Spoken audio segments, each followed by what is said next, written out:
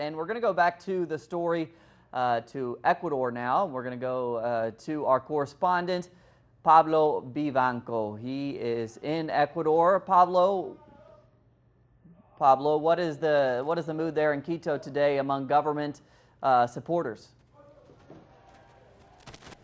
Good morning.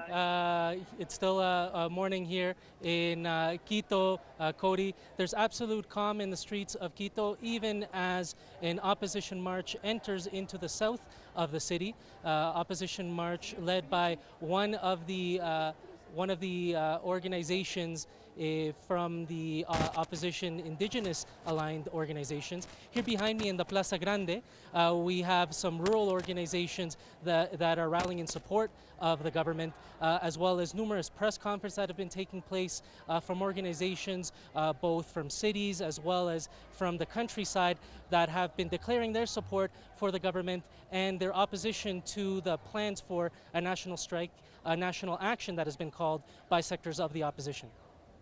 And Pablo, how much support is there for tomorrow's march by certain labor and indigenous groups?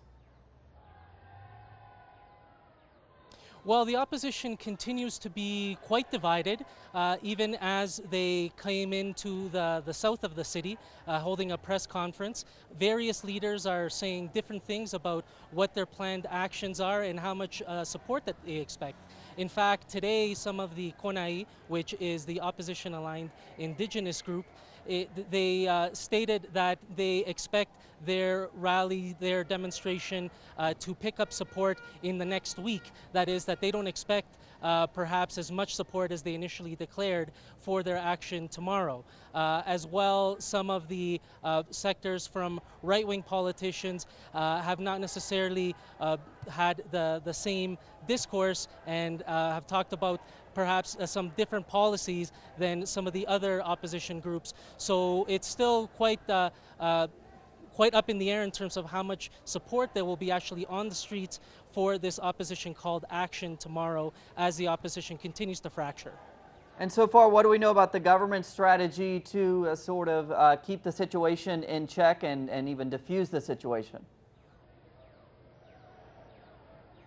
Well, many organizations, as I stated, continue to declare their support for the government of Rafael Correa and the Citizens' Revolution.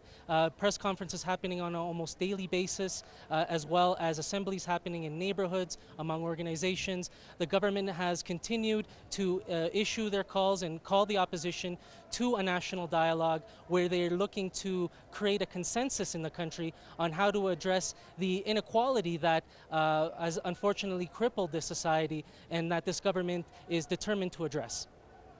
And that's certainly the issue that continues to drive Ecuadorian politics, inequality there.